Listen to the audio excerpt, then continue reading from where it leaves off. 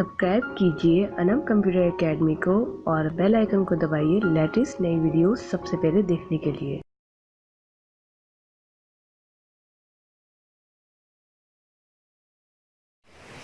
अस्सलाम वालेकुम, कैसे हैं आप? उम्मीद है आप सब खैरियत से होंगे। My name is Anam and you are watching Anam computer academy. तो आज की वीडियो में हम प्रोनाउन के बारे में पढ़ेंगे और इंशाल्लाह ताला मेरी कोशिश रहेगी कि प्रोनाउन इसी में ही खत्म करवा दिया जाए और अच्छे तरीके से आपको समझ आ जाए। तो चलिए टाइम को वेस्ट किए बगैर अपनी वीडियो को शुरू करते हैं और मैं आपको बताती हूँ कि प्रोनाउन मीन्स के a word that is used instead of noun, यानी कि नाउन जो हम पढ़ चुके हैं की जगह यूज करने को प्रोनाउन कहते हैं। नाउन हटा के प्रोनाउन यूज करने को हम प्रोनाउन कहते हैं और यहाँ पर नाउन की जगह यूज करने को प्रोनाउन कहते हैं। अब जैसे कि अगर नाउन फॉर एग्जांपल मैं अनम लिखती थी तो प्रोनाउन में आय आ जाएगा, या अगर अनम मैं अपनी बात कर रही हूँ या फॉर एग्जाम्पल अगर हम किसी और की बात करें अनम, तो यहाँ पर प्रोनाउन में शी आ जाएगा, यानी कि नाउन की जगह। तो नाउन की जगह जो हम यूज करेंगे वो हमारा प्रोनाउन होगा। तो हम प्रोनाउन के बारे में ही पढ़ेंगे। तो कुछ सेंटेंस मैं आप लोगों के साथ शेयर कर लेती हूँ ताकि आप लोगों को एग्जाम्पल समझ आ जाए कि इसको कैसे यूज करते हैं। अगर आप एक ही नाम को बार बार रिपीट करेंगे तो आपका जो सेंटेंस है वो गलत हो जाएगा। For example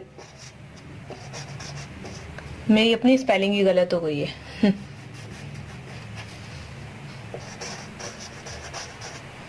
Anam is a teacher of my god, आज लग रहा है सर्दी लग रही है मुझे।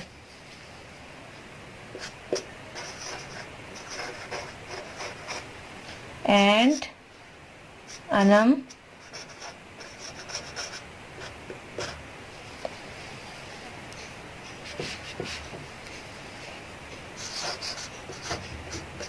गो टू सेंटर।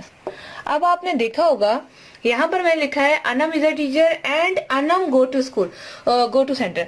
अब ये जो अनम है आपका ये रिपीटेशंस हो गए, यानी कि रिपीट हो गया। जब एक ही सेंटेंस में दो नाउन आ जाए, ये भी आपका नाउन है और ये भी आपका नाउन है, जब दो नाउन आ जाए तो आपका सेंटेंस हो जाता है गलत। अगर आप इसकी जगह नाउन की जगह यहाँ पर अनम की जगह शी लगा देते हैं, शी गो टू सेंटर, तो ये आपका हो जाएगा सही। क्योंकि आप जब रिपीटिशंस ऑफ नाउन हो जाता है तो हमारा सेंटेंस गलत हो जाता है। तो रिपीटिशंस को रोकने के लिए हम यूज करते हैं प्रोनाउन। तो उम्मीद है आपको ये डेफिनेशन बहुत अच्छे तरीके से क्लियर और समझ आ गई होगी। सेंटेंस से अब चलते हैं हमारे आगे के ऊपर कि आगे हम इससे क्या पढ़ सकते हैं। यानी कि रिपीटिशंस को हमने ऑफ कर रोकना सीख लिया, तो अब हम इसको यूज करना सीखेंगे कि इसकी कंडीशंस क्या है। हम जब भी प्रोनाउन यूज करते हैं तो हम तीन लोगों की बात करते हैं, ठीक है। सबसे पहला हमारा होता है फर्स्ट पर्सन, इसकी टांगे भी बना देती हूँ, सेकंड पर्सन, और यहाँ पर हमारे पास होता है थर्ड पर्सन। प्रोनाउन हम जब भी यूज करते हैं तो हम तीन पर्सन की यहाँ पर बात करते हैं, फर्स्ट पर्सन, सेकंड पर्सन और थर्ड पर्सन। ये हो गया सेकंड और ये हो गया थर्ड पर्सन। फोर्थ भी होता है, लेकिन वो क्या होता है वो मैं आपको बताऊंगी। सबसे पहले फर्स्ट पर्सन का जो काम होता है वो होता है स्पीक करना, बोलने वाला। ये होता है हमारा स्पीकर। देखें, जब कोई बोलेगा नहीं तो हम सुनेंगे कैसे? तो जो सुनने वाला होता है, यानी कि जो सेकंड पर्सन होता है वो लिसन होता है, यानी सुनने वाला। और जब सुनने वाला होता है और ये दोनों भी तो कोई बात करेंगे ना, तो वो जो बात करेंगे वो किसकी होगी? थर्ड पर्सन की, यानी कि हु, किसकी बात, क्या, कौन सा। हम बोलते हैं ना आज जो है क्रिकेट में क्रिकेट मैच जीत गया, तो हम ये पूछेगा, सेकंड पर्सन पूछेगा कौन सा क्रिकेट मैच, तो फिर वो बताएंगे ये वाला क्रिकेट मैच जो पाकिस्तान में हुआ था। इसी तरह से थर्ड पर्सन की जब हम बात करते हैं तो वो हमारा थर्ड पर्सन में आता है हु एंड व्हाट।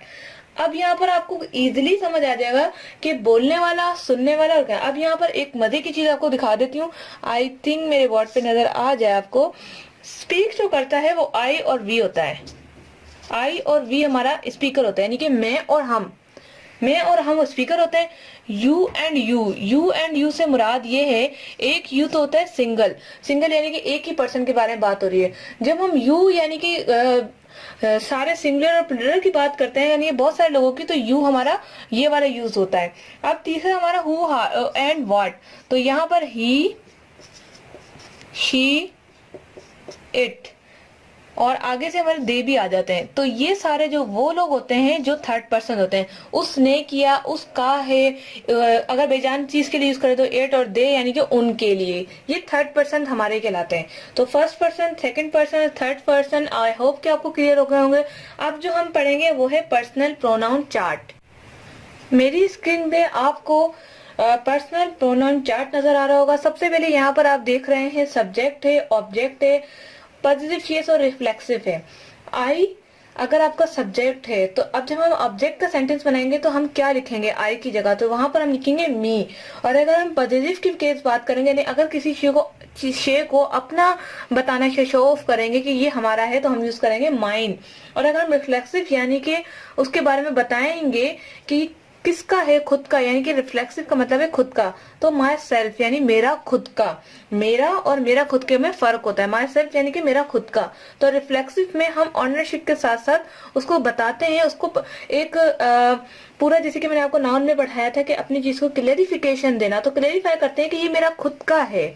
इसी तरह से यहाँ पर अगर वी की बात करें तो वी, अस, ऑर्स और सेल्फ। यू की बात करें तो you, your, yours, yourself. और अगर दोबारा से यू की बात करें तो यूअर्स और यूअर सेल्व्स।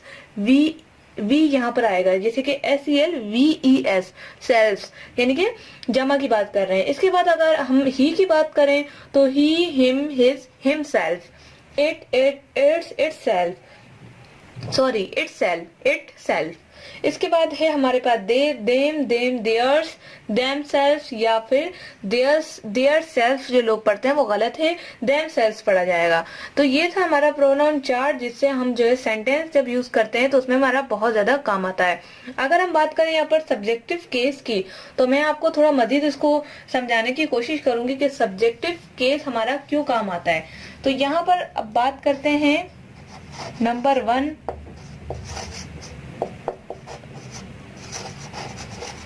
सब्जेक्टिव केस की।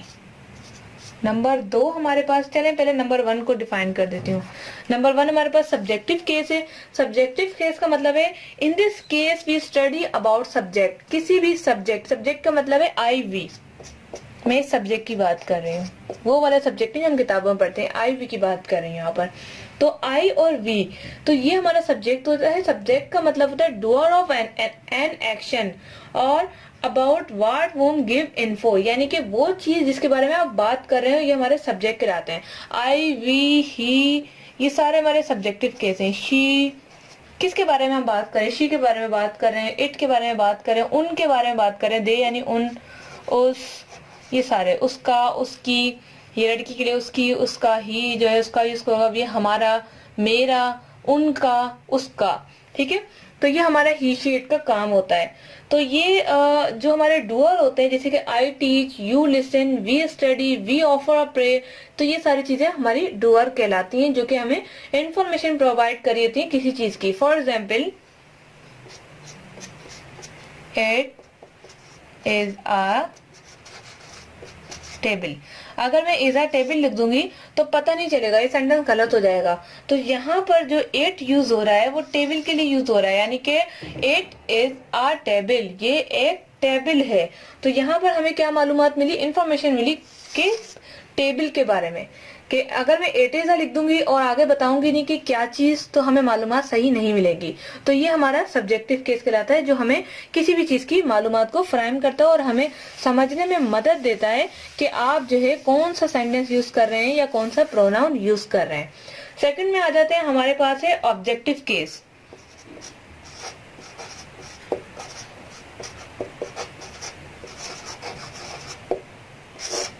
ऑब्जेक्टिव केस क्या होता है, जब हम कोई सेंटेंस बनाते हैं, इसका इंग्लिश में मैं आपको अगर थोड़ी सी डेफिनेशन दूं, in this case we study about object bearer of action, यानी कि जिस पर काम हो।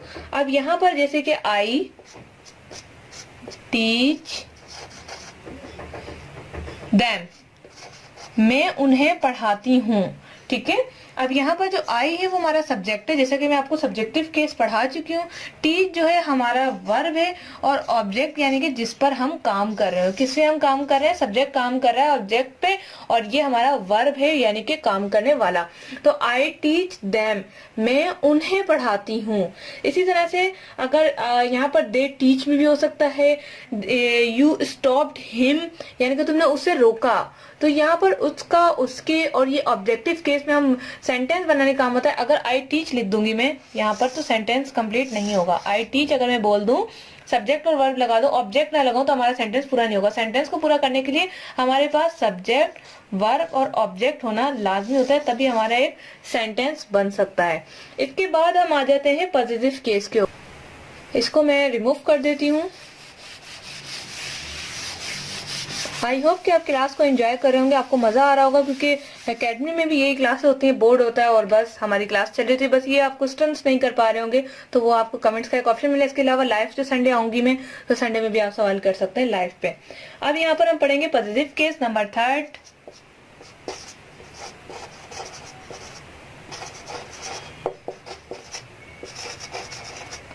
पॉजिटिव केस हमारा जो है पोजीशन के लिए यूज होता है, ये मैं आपको ऑलरेडी पढ़ा चुकी हूँ अपने नाउन के सेक्शन में। यहाँ पर इसका मतलब ये है कि in this case we study about positions, यानी पॉजिटिव। पॉजिटिव का जो POSS है और ये एस पॉजेस यानी कि पर्सन। यहाँ पर जो पॉजेस इसको दिया गया है इसका मतलब होता है पर्सन, किसी भी पर्सन के बारे में बात करना, ठीक है। और ऑनरशिप यहाँ पर है पॉजिटिव, पोजीशन यानी कि ऑनरशिप यानी कि ऑन, उसका खुद का। जब यहाँ पर पोजीशन की बात आ जाए तो ऑन भी आ जाता है, ये मैं ऑलरेडी आपको पढ़ा चुकी हूँ। अब यहाँ पर जो है कुछ प्रोनाउन और एडजेक्टिव मैं यहाँ पर यूज करूंगी, जैसे कि प्रोनाउन है माइन और इसका एडजेक्टिव है my name, your name, his name. तो यहाँ पर जो प्रोनाउन और पोजीशन है, mine is a good car, तो यहाँ पर आप एक नाउन यूज करते हैं, सॉरी प्रोनाउन यूज करते हैं माइन, जिसके मैंने आपको चार्ट दिखाया था उसमें माइन बताया था, माई, माइन, माई सेल्फ। तो यहाँ पर हम माइन यूज करेंगे क्योंकि हम प्रोनाउन चार्ट के मुताबिक चल रहे हैं। Mine is a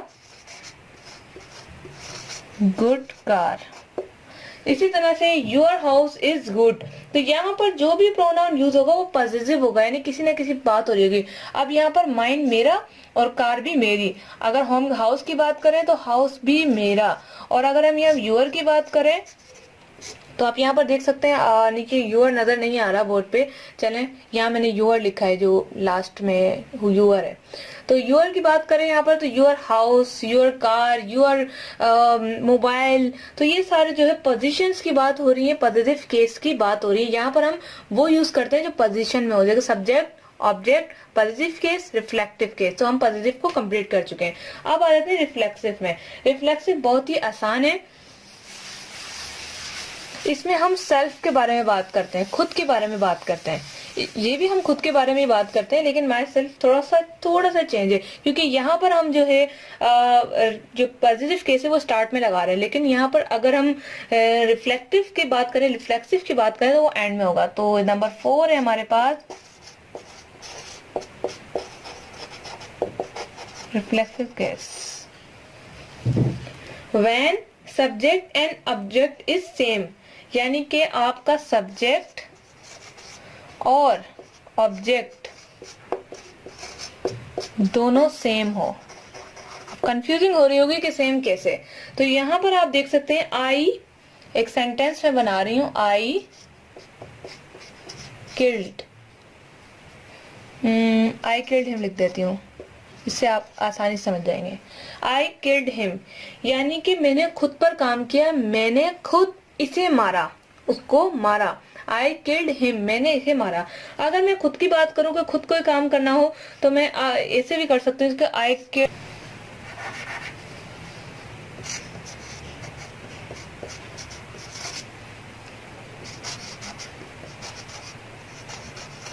my self. अब आपको समझ आ जाएगा कि इन दोनों में फर्क क्या है। यहाँ पर जो मैं आपको बताने की कोशिश कर रही हूँ वो है खुद पर कोई काम करना, आई किल्ड हिम, मैंने इसे मारा।